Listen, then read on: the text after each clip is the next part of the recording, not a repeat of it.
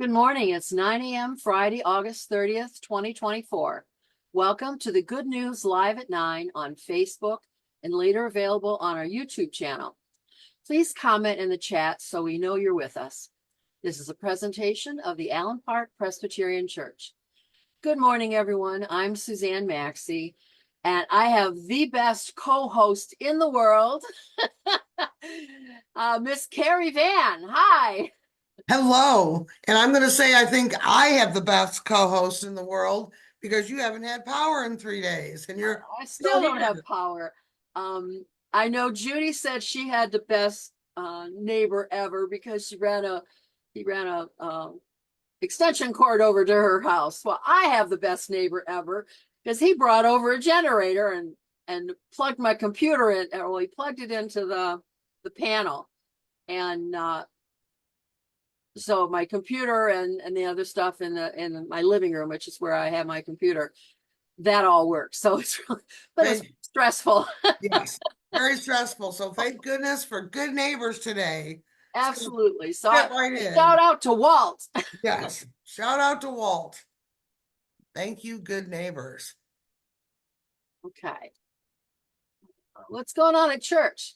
Well, Not just much like, on Monday, huh? not much on Monday. Church office is going to be closed for Labor Day.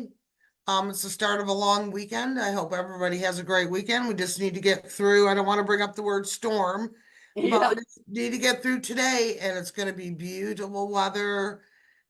Great for anything you need to do. Whether you need to catch up on sleep or you're going up north or you're hanging around town, it should be lovely. And so there will not be daily news and devotions on Monday either, and the office is closed. May have said that already. And then Tuesday, Sue, feels like fall starting. The deacons will be meeting. We haven't met since May or June. And meetings, and I have meetings next week, and The program year starts over. it's already starting. Good morning to everyone who's watching. We appreciate you. And thanks to everyone who recently supported our food pantry. So many orders came in from the community and from our members. It's really, really helpful. Things have been very hectic at the food pantry. A lot of people in need of food. So thank you so, so much. Yeah, people like to eat year round, don't they? Yes, they do. Holidays make no difference because people are going to be in Just a need. regular old Monday, they Yes. like to eat. So thank you so much for helping. Yep, and everybody will be going back to school if you haven't already. Deanna commented first day of school on Tuesday. Judy has her power back on just in time for more storms. I, I hope not. Maybe it'll go somewhere else this time. So speaking of fall events in school, Amy Bowerman is our Kids Hope director. We have been doing Kids Hope for a very long time at our church. It's a Christian-based mentoring program that takes place at Arno Elementary.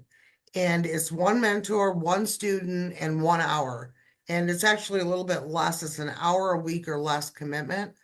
If you are wonderful at working with youth, it is a highly needed ministry, and she is looking for more mentors, and training is provided. So all you have to do is get a hold of Amy or look on our website. There's information under one of our tabs, and I don't remember which one, Sue.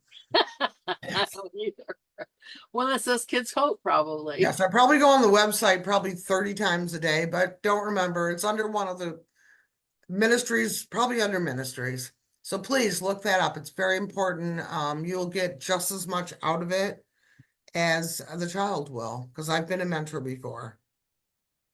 I've been a prayer partner, so if you can't actually get to the school, they also need prayer partners. That's correct. I was prayer partners with Corey Lockridge, and we still pray for each other.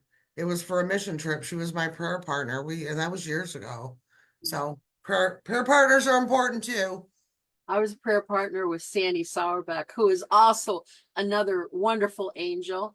She let Deanna and I stay at her house in the cool air. So we didn't melt. So thank you to Sandy. Yes, thank you, thank you. Thank you to all the good neighbors. Next week, if we haven't already talked about enough things going on, we also have a blood drive. We have 24 of the 47 spots available. And blood is low right now. So if you are a donor or you want to try for the first time, our code is APPC. If you go on to the Red Cross webpage, very easy to sign up. We're very appreciative and very well needed mission that you can do, give blood. And something else that is starting up again, because the program year is starting, everything is getting hopping here. Yep. And that's the grief share workshops that you do with Norma, correct? That is correct. And we have, starting on September 11th, we have Loss of a Spouse, which is a one-time event. They call it an event. Then the group is 13 weeks long and it starts on September 18th and it goes all the way to December 11th, I believe. And we changed our meeting date this year to Wednesdays. It's online, just like we and Sue are on a meeting right now.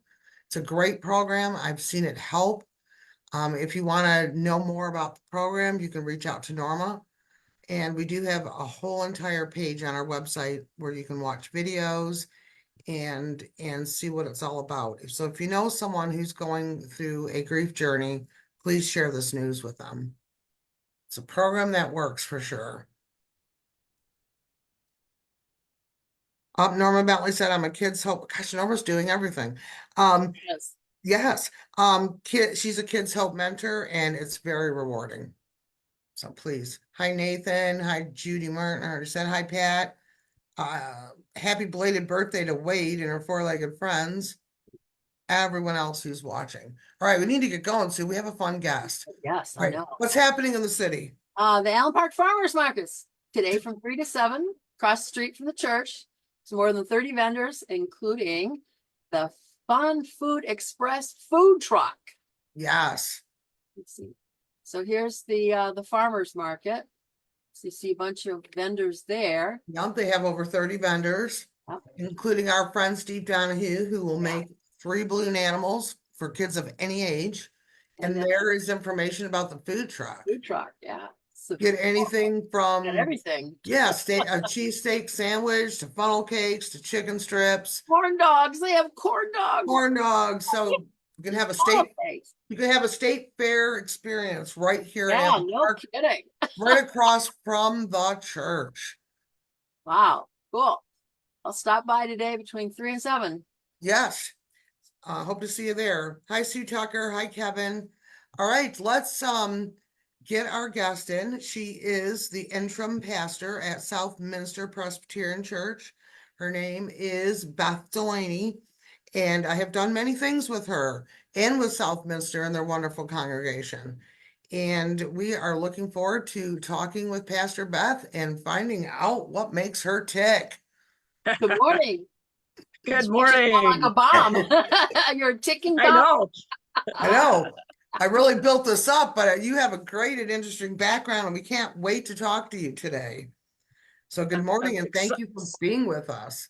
Thank you. I'm excited to be with you this morning. So, All right. Well, we always ask our guests to provide information, so we already have some things we want to ask Pastor Beth so we can get to know her better.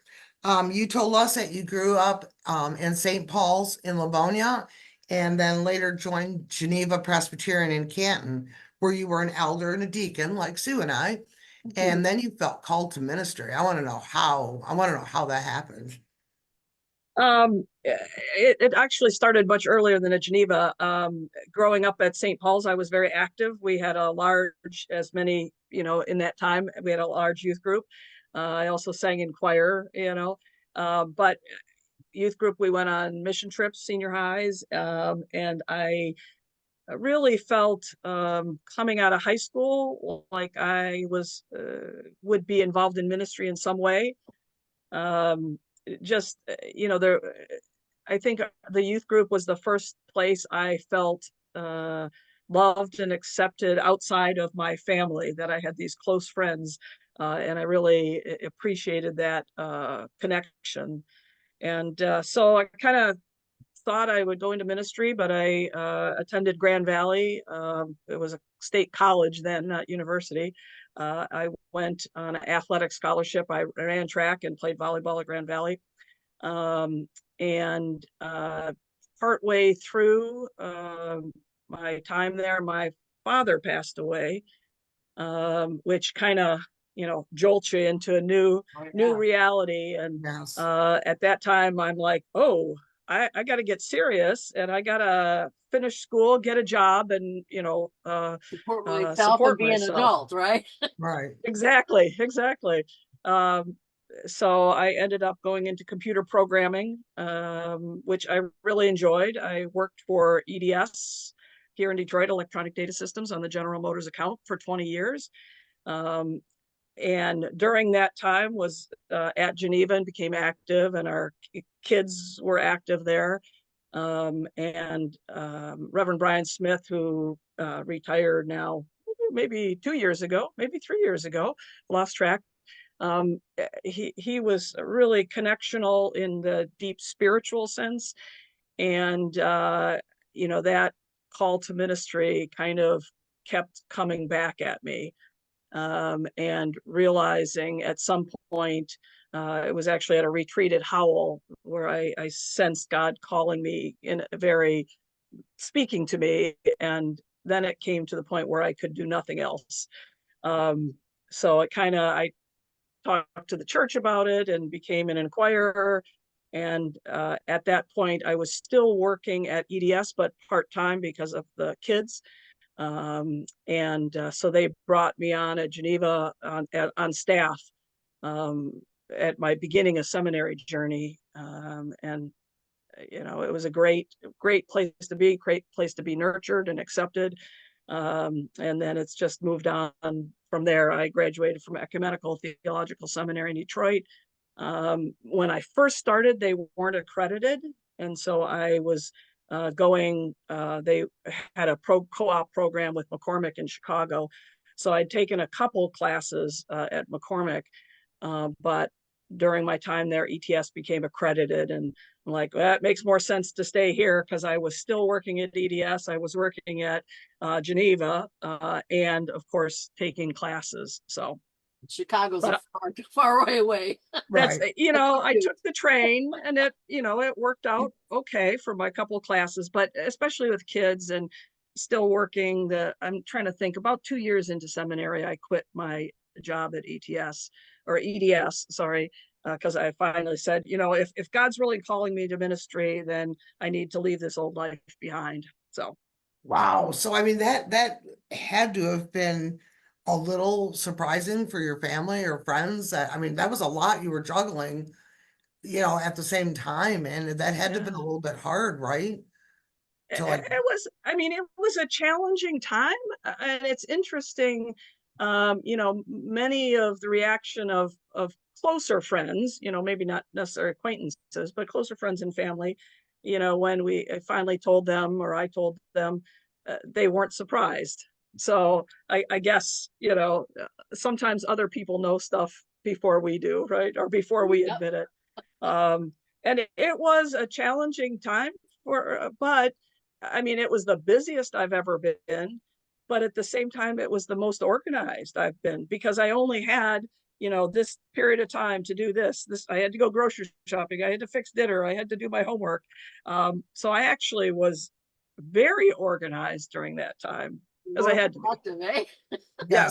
yes, you have no choice at that point when you have so much going on. The way you spoke of youth group and mission trips is close to my heart because I think that really is a very special thing for youth, and it really makes such a difference to have a youth group, and going on mission trips is just the best. I've been on quite a few myself, and I'm really happy to hear you say that because that's near and dear to my heart. Yes. Yes. You mentioned the kids several times. How many children do you have? Two children, both obviously adults at this point. My son is 34. I had to stop and think, 34. He lives in the San Francisco Bay Area in California, and he is a computer programmer. And Follow mom's footsteps, eh? that's, yes. Mhm. Tried to talk him out of it, but you know how that goes. And my daughter is just 32. Her birthday was Monday. And I was able to spend it with her. And she's a teacher in Iowa City, Iowa. So Wow. Oh, girl, So that's did you go to Iowa to see her or was she here? no, I went to Iowa to see her. So, and she's already back at school. And she said, "Oh, I won't hardly get to see you." And I said, "I know, but it's your birthday." So I went Sunday after church. Iowa City's, I'll say, only about 7 hours, so it's not too bad. right. I mean, that's for me, that's fairly short, right? And it Right. came off the heels of the previous week. I had gone to Montreat to a well-being retreat put on by the Portaventions, and that was 10 hours, so that was quite a bit longer. So Yes, 10 hours is a little bit longer. 7 yeah, is still a decent drive. And it's Yeah. still it a decent is. drive, but it's worth it to be able to be with your daughter. It's hard when your kids are growing up and elsewhere and busy with their lives. Yes, yes. That's wonderful. So I was, oh, this is so interesting. I was wondering, like, what's one example of something throughout everything that you've talked about that's influenced like your own pastoral style, would you say? Um, Because you're really cool. I've done a lot of things with you and ChristNet, and we'll talk about your fun hobbies in a few minutes. But just wondering, like, did you just develop it on your own, or is it just like something somebody was a mentor to you? I mean, that's a good question. I think we had when I was in high school, we had a new young pastor at the time, right? He was single, and at that time he wore a leather jacket and jeans, but he was very present with you on a deeper spiritual sense. And I think in many ways, Reverend Brian Smith at Geneva was the same way. And so I think it's just no one point. But I've also had life experience, right? My dad died when I was fairly young, and I've dealt with other tragedies or deaths. And people just need somebody to be present with them through that. I've also worked as a hospice chaplain. Um, and that's not the time when you're thumping the Bible at somebody, right? It's just being present and compassionate with them. And so I think that's really uh, what I bring to my pastoral uh, job as well. That I try to listen empathetically. I'm also a 9 on the Enneagram scale, Oh. which means I'm the peacemaker, right? Uh, I love that. You just but it made also my means daughter jump up and down behind me because she does that Enneagram stuff. yes. Well, Someone send, I need to take that test. Someone send me that test. it's fascinating. To do the true one, you have to have the little bit longer test. There's some online that you can take that are 20 questions, but to be it's helpful to look at it. But number 9 is considered the peacemaker, right, or the mediator. But they also are the procrastinator, and so sometimes yes, so sometimes you can just read the descriptions and say, oh, that's me.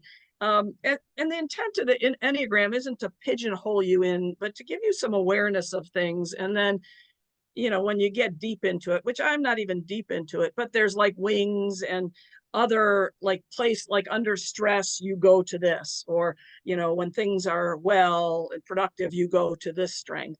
And it's just helpful to realize sometimes.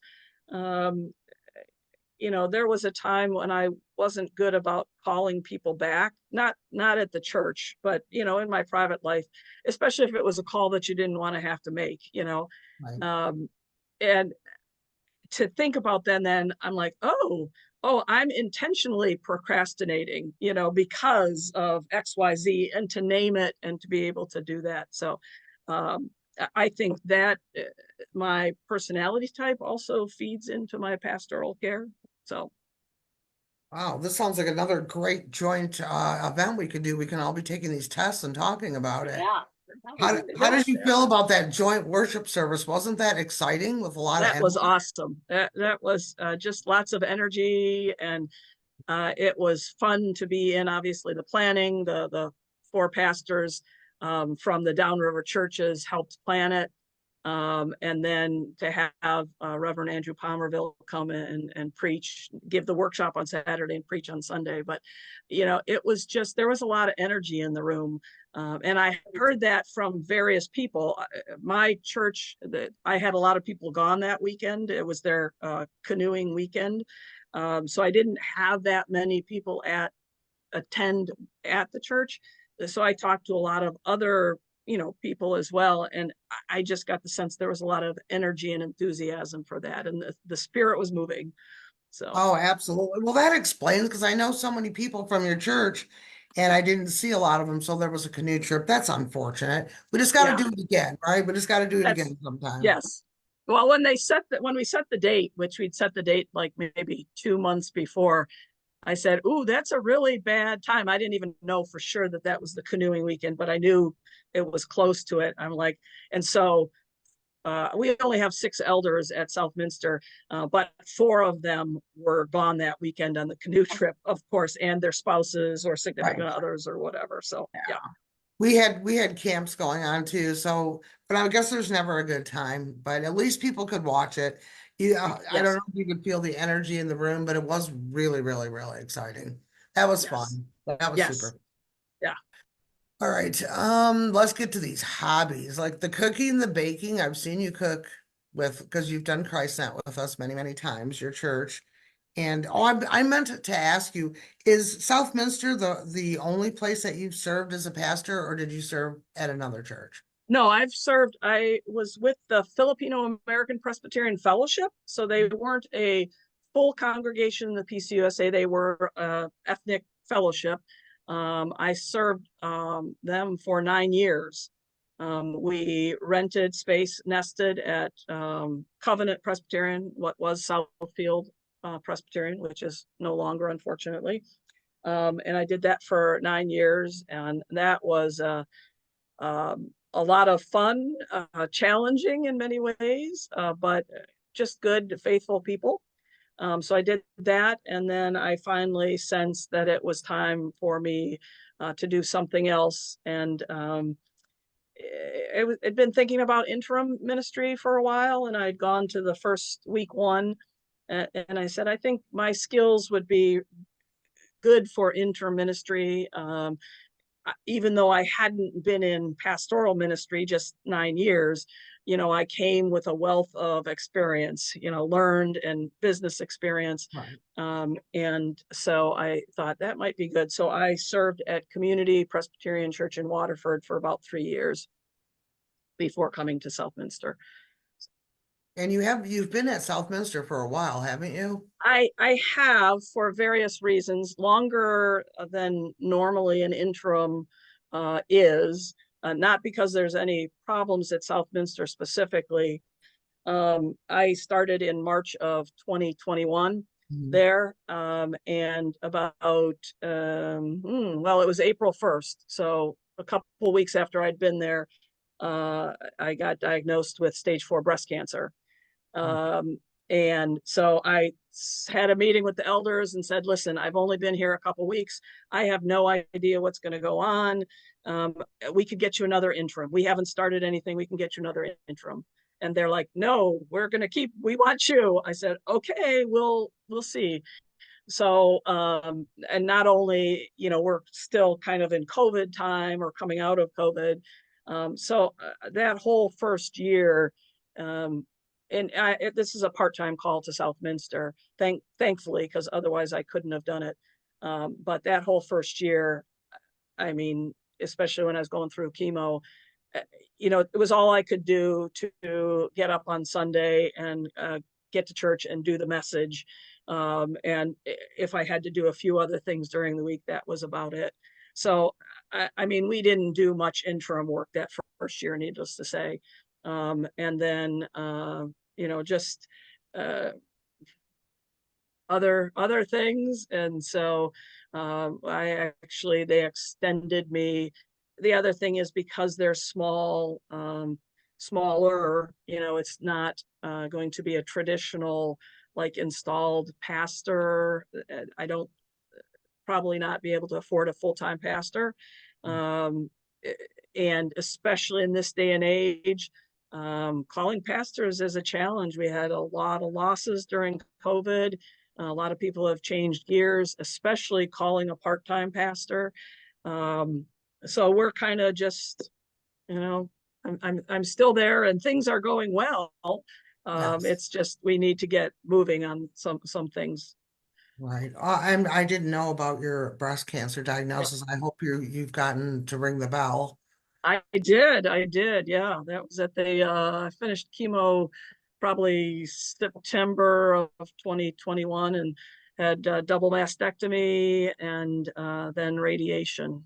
So, and still I'm on 2 medications still. So, but things are going well and my numbers are good. And, my energy level's not quite back to where it was before this, but I'm also, 62. So, Yeah. Oh man. Bless, praise the bless you, Lord. bless you, bless you. Yes. Well, Some of the hobbies that you told us you were interested in are cooking and baking. You like to work on genealogy, and yeah. then this is really wild. Masters track and field, shot put, javelin, discus, and hammer. Yes. Wow. Yes. I really enjoy doing it. As I said earlier, I played volleyball and ran track in college. And so I started throwing javelin in college. And then, you graduate, and I did fairly well in college in the javelin. But, unlike a bowling league or a softball or basketball league, you can do that anytime, right? Right, Lots of opportunities, but you don't get too many play opportunities to throw javelin, right? right. So I, Oh my God. got exactly. And I just happened to see, I don't remember when it was. I was like 35, which is the beginning of for US track and field master's level, age 35. And I saw it advertised someplace, and Michigan State was hosting the national USATF track and field masters meet. And I'm like, hey, I could do that. So I practiced a little bit and I went and I did well. But that was USATF. And of course, my kids were small, so that kept me busy. But every state now has senior games, and you can compete age 50 and above. And they have, just about every sport you can think of, like the regular Olympics, but they also have like golf and cornhole and swimming and bicycling and I don't they have team sports as well, but they have track and field. So then when I was 50, I started doing the national senior games. Every state has them every year, and then every other year there's a national gathering. So the Oh, first year that national gathering when I was 50 was in Cleveland. And it's just a lot of fun because, when I was younger, I mean, I'm competitive, right? But when I was younger, it was, I won't say cutthroat, but, you really weren't paying attention to anybody else and focused on you. But, the masters, obviously, everybody is in a different place and everybody wants to do well for themselves, but you're cheering people on, and it's just great. And I see at the national games, which is every 2 years, I there's sometimes I only see people there, but it's so good to see the same people because you compete in age groups. So it's just a great way to stay active, but see friends and get the competition in there too. So that's awesome. Do you still do it, or do you still I keep up with it? I sort of I don't work out too much, for all kinds of reasons. But I did go down to Ohio in June because this year's a qualifying year. The next 2025 is the next national gathering, which happens to be in Des Moines, Iowa, and obviously my daughter's in Iowa. So uh, I went down to Ohio to qualify, and I really threw terribly. I'm, not in good shape, and I still haven't regained some of my stamina and stuff, but threw well enough to qualify. So Good. Awesome. Well, we are like running out of time, and we could just go. This has been such a great interview. Oh, this has been Thank you for wonderful. being with us. Yes, Oh, you're and welcome. we always give our guests the opportunity to pick a scripture or even a quote. And Mm. Pastor Beth picked a beautiful quote. I'm going to have Sue read it with her beautiful reading voice. Listen how great this is. So, is there a particular story or what, or why you said this is your favorite? Which one did I give you? Roman 12, Romans. Um, 9 through Okay, 21. that's what I thought I gave you. I couldn't remember. Yeah, there is a story. Back when I was an elder on session, we did a book study before session meetings, or did a chapter. And the chapter I was doing that it was a book by Dallas Willard, and I'm drawing a blank on the name right now. I should remember, but he used Romans, this passage, the passage that I gave you, Romans 12, in that chapter. And this was part of instrumental in my call to ministry also. As I read during the day before the session meeting, I started reading this and it just hit my heart. And I'm like, this is how we're supposed to live. This is how we're called to live. And I mean, the tears were flowing. And so we got to the session meeting that night, or whatever, the next day, whenever it was. And kind of the same thing happened. I introduced the chapter, I talked about it for a few minutes, and then just started talking about how this is how God wants us to live together in community. And what a wonder, it's like heaven on earth if this is how we live, right? And again, the tears start coming. And it was very interesting because the people started talking and I just kind of closed my eyes and faded out. And the conversation went on really long time. And then Pastor Brian at the time said, you know what, let's close our time. But I think it was such a moving discussion for everybody. He said, we're going to adjourn session and we're going to pick up session next week, because it was wow. that profound. So that's the backstory behind the Oh, Romans that's 12 wow, passage. wow, wow, wow. So now you should all be sitting on the edge of your seat. So listen to this. Okay, so this scripture is about love in action, and it emphasizes sincere love, patience, hospitality, and living in harmony with others. So I will show a little graphic here. It's a much longer passage though. So listen. Love must be sincere. Hate what is evil. Cling to what is good. Be devoted to one another in love. Honor one another above yourselves. Never be lacking in zeal, but keep your spiritual fervor serving the Lord. Be joyful in hope, patient in affliction, faithful in prayer. Share with the Lord's people who are in need. Practice hospitality.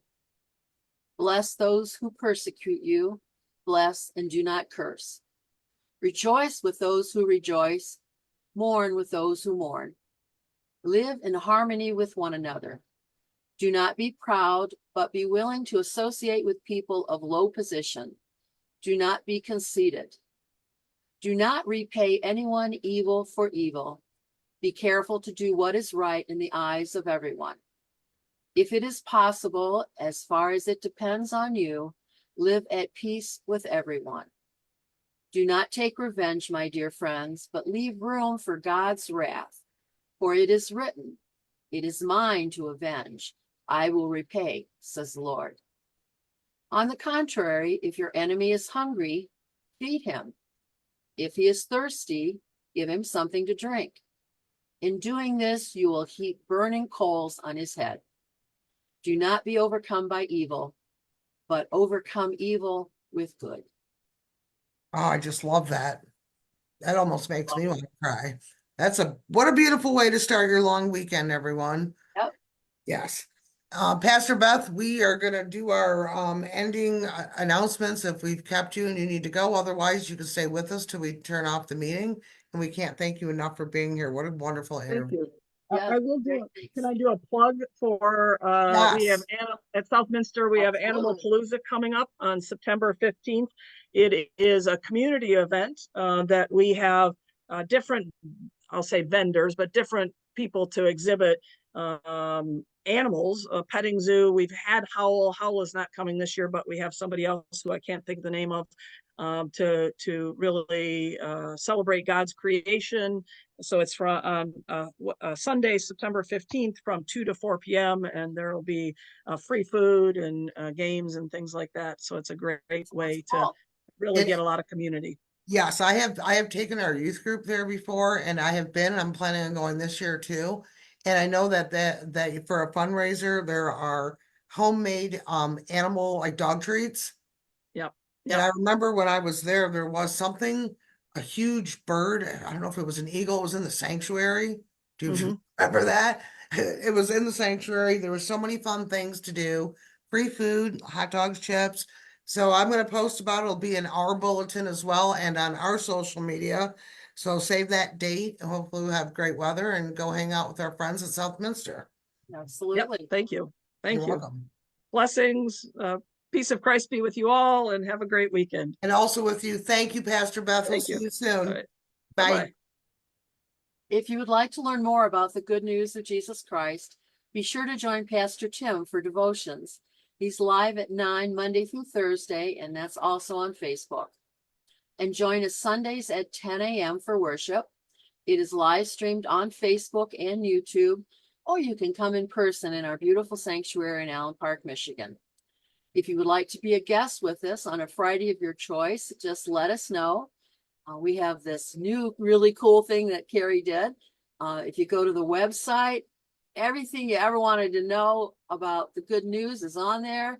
And there's a little form you can fill out if you want to be a guest and just submit it. And it's all automated and everything. Really cool. Super fancy. Fancy town. That's right. So we hope you'll join us for our next Good News Live at 9 next Friday, when our guests will be our very own Kathy Bray, longtime member, her parents, long time members. So, and in case you didn't know, she has and trains the therapy dogs. So that's going to be very interesting. So, and remember, you are a beloved child of God. God loves you. So do we. Have a safe holiday weekend, friends. Thank you for hanging. Nobody left. Everyone's still with us. Sorry we went over, but Pastor Beth was great. Yes. We love you. Have a great weekend.